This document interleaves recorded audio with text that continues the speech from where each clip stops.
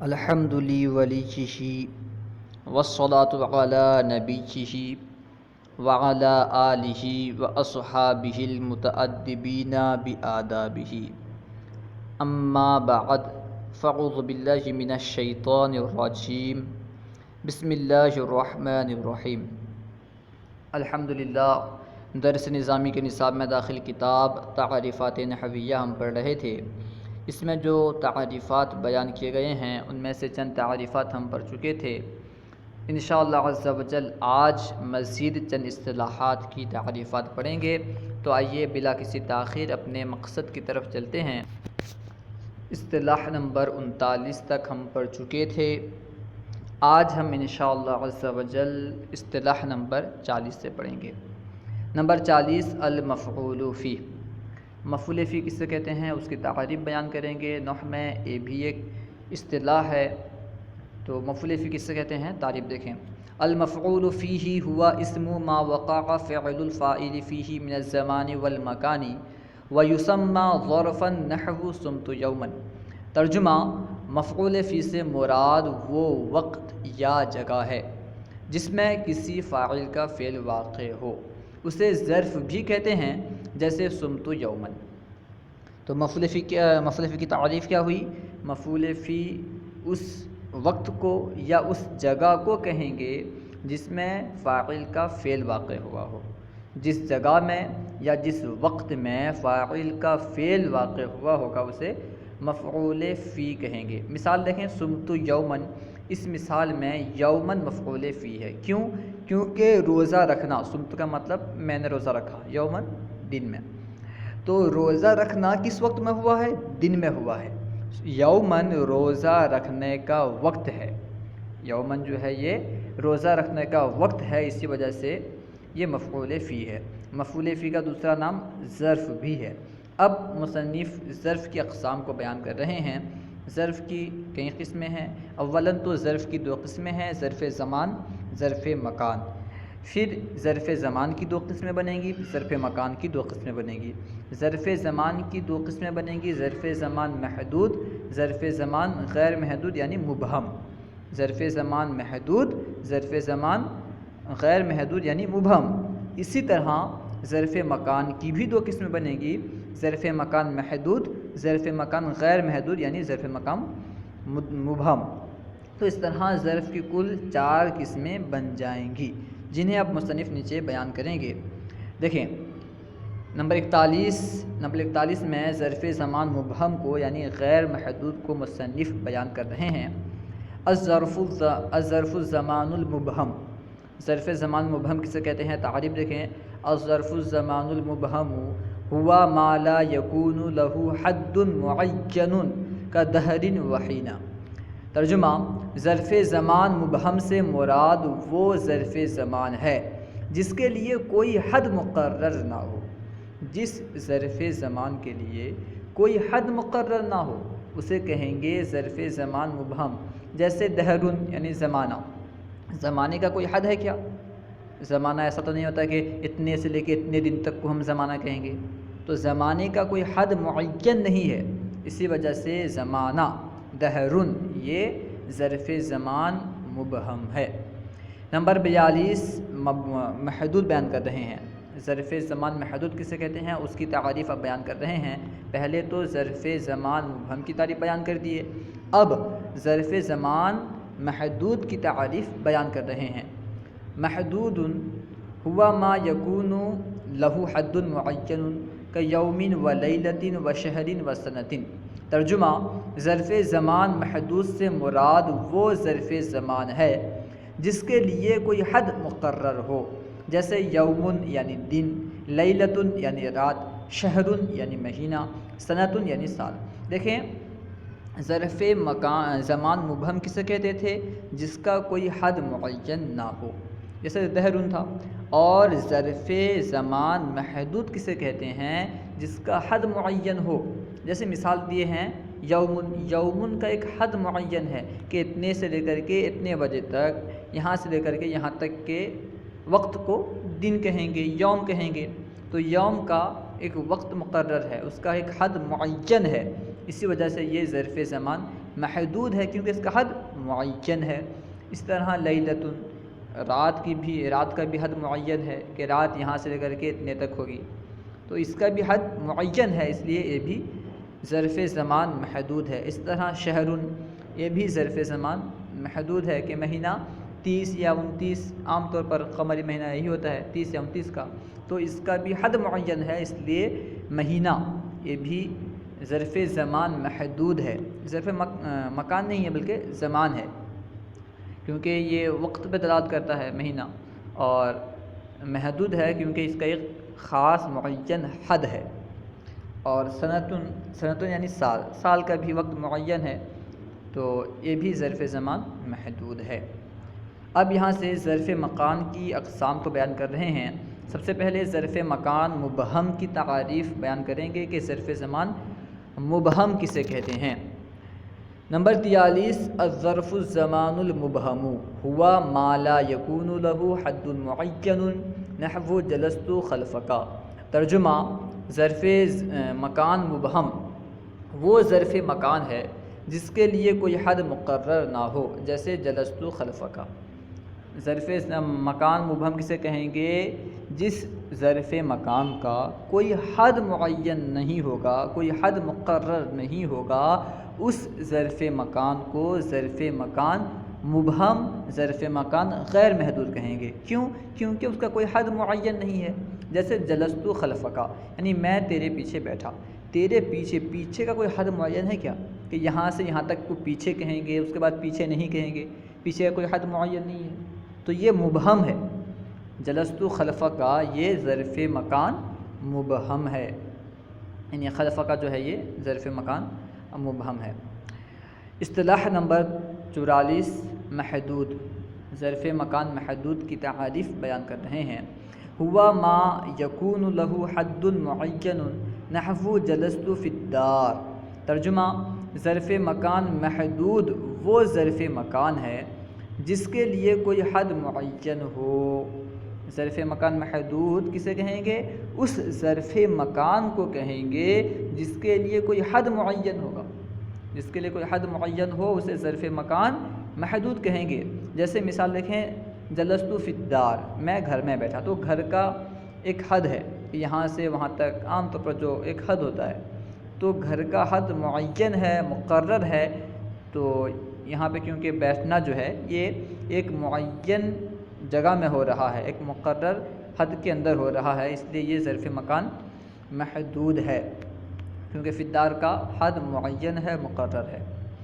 اب یہاں سے مفعول لہو کسے کہتے ہیں اس کی تعاریف بیان کر رہے ہیں۔ مفعول فی کی تعریف تو ہم پڑھ چکے، اس کے اقسام کو پڑھ چکے، اب مفعول لہو کی تعاریف بیان کر رہے ہیں۔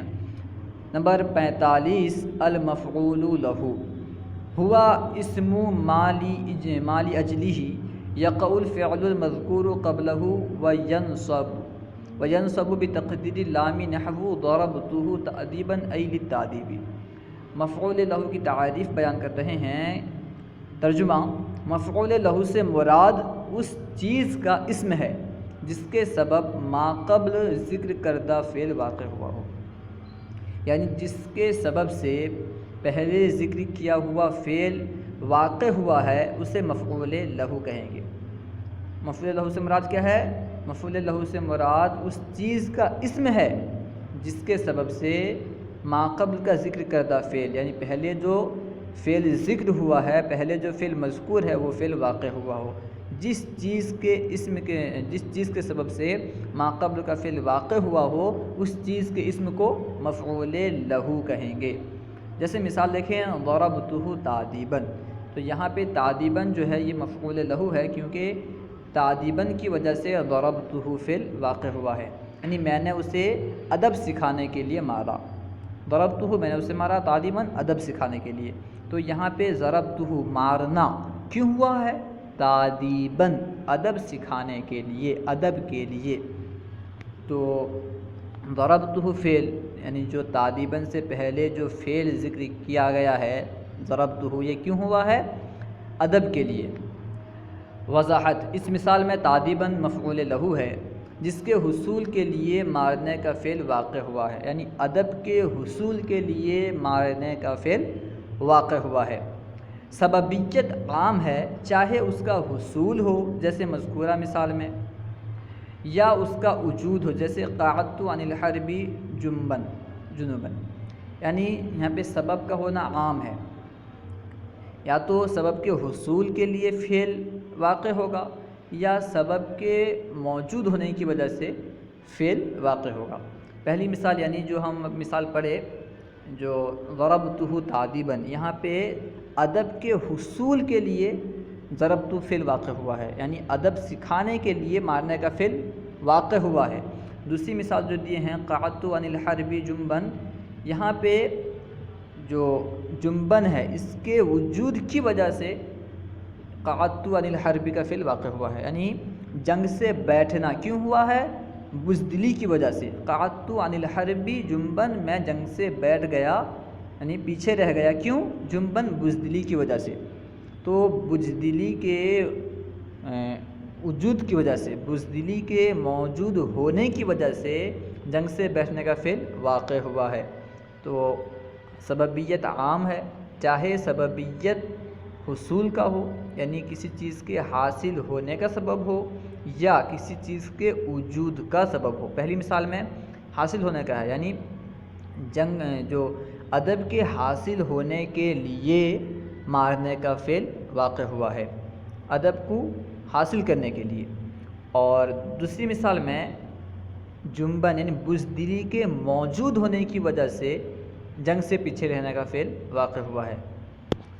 اب آگے دیکھیں، اب یہاں سے مفعول معه کس سے کہتے ہیں اسے بیان کر رہے ہیں۔ المفعول معه، مفعول معه بھی ایک اصطلاح ہے، نحو میں استعمال ہوتا رہتا ہے، تو مفعول معه کس سے کہتے ہیں؟ دیکھیں، المفعول معه هو ما يذكر بعد الواو بمعنى مع لمصاحبة معمول الفعل نحو جاء البرد والجبات۔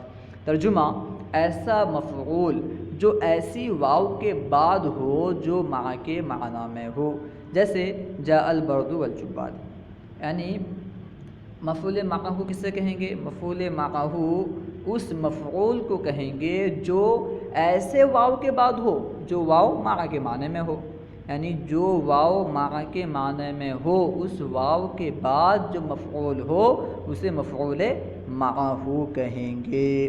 وہی فرما رہے ہیں ایسا مفعول جو ایسی واو کے بعد ہو جو مع کے معنی میں ہو، جیسے جاء البرد والجبات، یعنی ٹھنڈی اور جبے ساتھ میں آئے۔ وضاحت، اس مثال میں واو مع کے ساتھ میں مع کے معنی میں ہے، یعنی جاء البرد والجبات میں جو واو ہے یہ مع کے معنی میں ہے، یعنی ٹھنڈی، سردی اور سردی جبے کے ساتھ آئی، سردی جبے کے ساتھ آئی۔ یہاں پہ واو کا معنی ساتھ کریں گے کیونکہ واو مع کے معنی میں ہے۔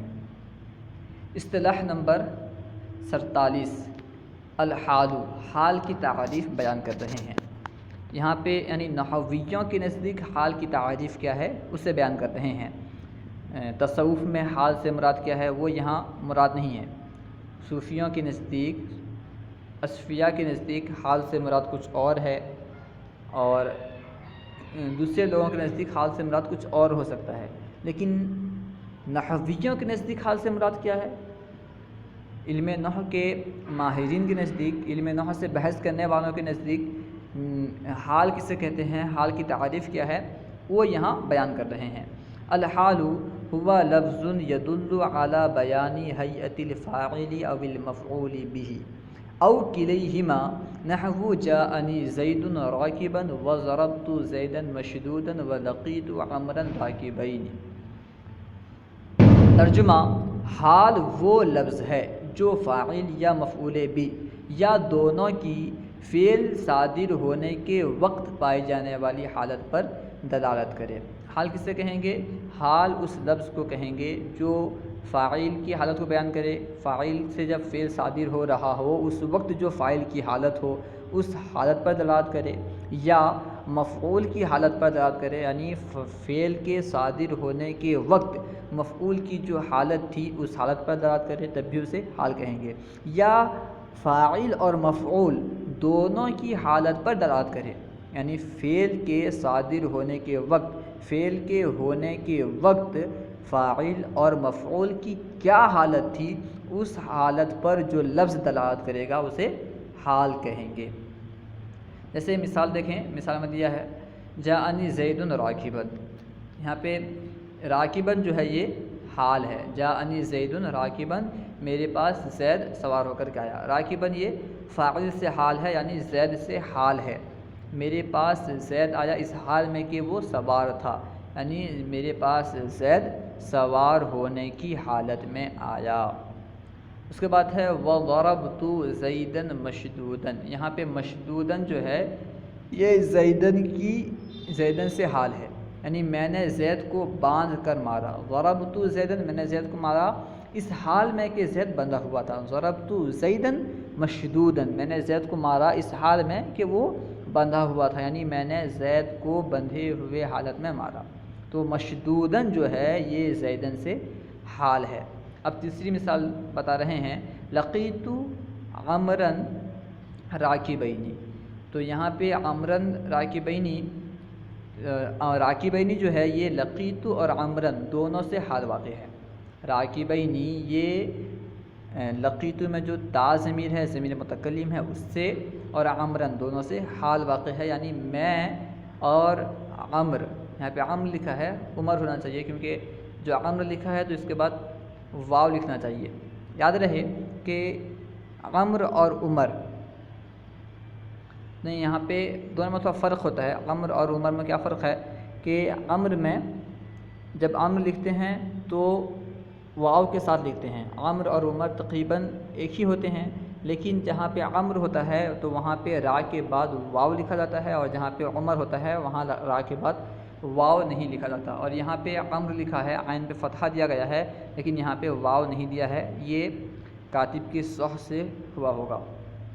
خیر، لقیت عمرا راکبین، تو یہاں پہ عمرا اور جو متکلم کی ضمیر ہے تا، ان دونوں سے راکبین حال واقع ہے، یعنی میں اور عمر سوار ہونے کی حالت میں ملے، یعنی میں نے عمر سے سوار ہونے کی حالت میں ملاقات کی۔ کس حالت میں بھی سوار تھا، عمر بھی سوار تھا، اس حالت میں دونوں نے ملاقات کی۔ تو یہاں پہ جو راکبین حال ہے یہ فاعل اور مفعول دونوں سے حال واقع ہے۔ اصطلاح نمبر 48، تمیز کسے کہتے ہیں؟ تمیز کی تعریف بیان کر رہے ہیں۔ التمیز هو نکرۃ تذکر بعد مقدار من عدد او کیل او وزن او مساحت او غیر ذلك مما فيه ابہام ترفع ذلك الابہام نحو عندی 20 درہما۔ ترجمہ، تمیز وہ اسم نکرہ ہے جو کسی مقدار سے مراد کیا، یعنی عدد، کیل، وزن یا مساحت وغیرہ کے بعد ابہام کو دور کرنے کے لیے ذکر کیا جائے۔ عدد کے بعد یا کیل کے بعد یا وزن کے بعد یا مساحت وغیرہ کے بعد ابہام کو دور کرنے کے لیے جو نکرہ لایا جاتا ہے اسے تمیز کہتے ہیں۔ تو یہ مثال دیکھیں، عندی 20 درہما، تو یہاں پہ درہمن جو ہے یہ تمیز ہے۔ کیوں تمیز ہے؟ اس لیے کہ 20 میں جو ابہام تھا، 20 عدد ہے، 20 کے اندر جو ابہام تھا اس ابہام کو دور کرنے کے لیے درہمن لایا گیا ہے۔ 20 یعنی 20، تو کیا 20 کچھ بھی ہو سکتے تھے، اس میں ابہام تھا، 20 میں ابہام تھا کہ کیا 20، اس ابہام کو دور کرنے کے لیے درہمن لایا گیا، یعنی 20 درہم۔ دیکھیں وضاحت میں دیکھیں، اس مثال میں 20 میں ابہام تھا کہ اس سے مراد کیا ہے، لہٰذا درہمن لا کر اس ابہام کو دور کیا گیا، تو درہمن تمیز ہے۔